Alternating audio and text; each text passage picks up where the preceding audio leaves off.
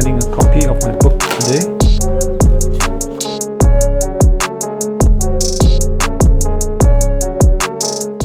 This book going to India. Thanks Tanvi. So I've been wanting to buy a beautiful Japanese knife for a very long time. I procrastinated for a very long time. I finally bit the bullet this week and bought one. So this is my very first Japanese handmade artisanal knife. It's made by a Japanese blacksmith called Fujiawara Teruyasu, who has a heritage in making Japanese swords, the katana. So it's beautiful. It's all handmade. This is a Gyuto, which is a Japanese take on a chef's knife, all-rounder sort of chef's knife for slicing, cutting meat and vegetables. Beautiful. I love the thickness of the blade. It's very sharp. It's got a Western style handle, and the blade is actually a combination of hard carbon steel and wrapped with, from what I understand, it's wrapped with a stainless steel softer, so that prevents it from having a strong sort of rust factor or having a strong patina sort of all over the blade forming. So there's a bit of patina that'll be close to the edge, the blade side. Maboroshi refers to this sort of finish at the top. Beautiful knife. And the guy at Razor Shop said that this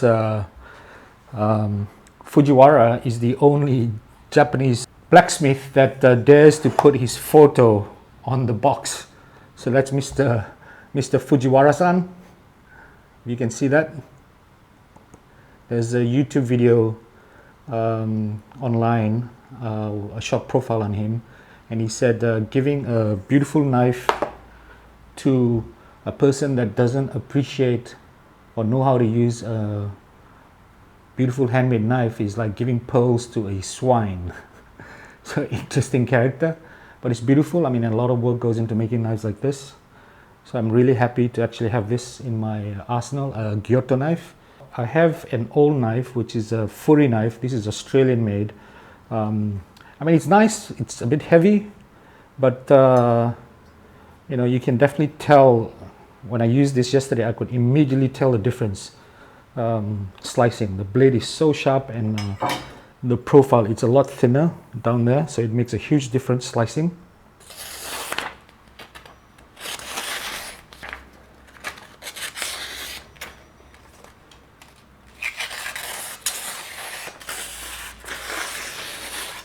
Beautiful.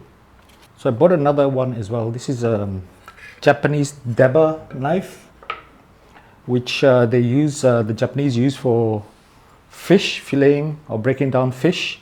It's got a lot more heft, thicker sort of blade. I think this is a Japanese style handle. This is by another sort of another blacksmith, Ishizuchi, yeah. The Ishi by the Ishizuchi knife factory. This isn't as expensive as that. I've been eating a lot of fish lately, so I thought I would, you know, get a debora knife. I think these are not as popular. So the debora knife is interesting because it's heavy duty, so good for cutting meat, breaking down meat, fish. The Japanese use it for fish, and it's actually got a single edge. So this side is flat. There's a bit of an edge here. Edge is over here on this side. This Fujiwara is a bit more delicate, so this is something that I'll use mostly for slicing, and this one I'll use for a bit more sort of heavy, sort of slightly heavier sort of cutting and slicing. So I don't think this is as sharp as my Fujiwara.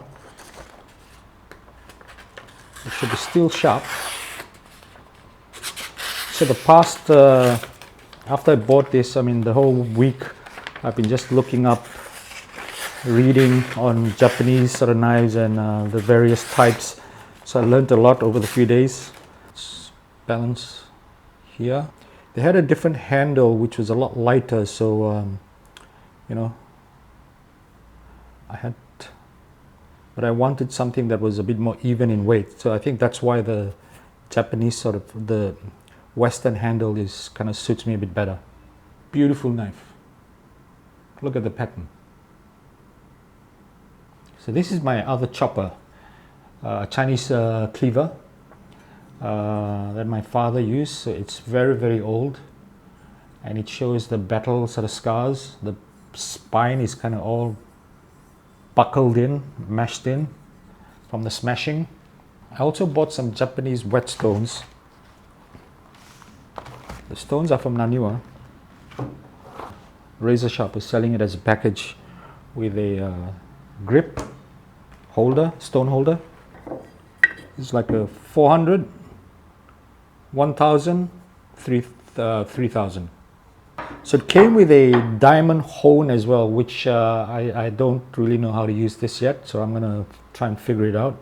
I'm assuming this is very coarse, so I think this is to sort of grind down a lot faster.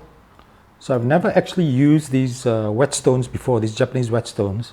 So I'm not gonna actually try on my Japanese Fujiwara knives yet.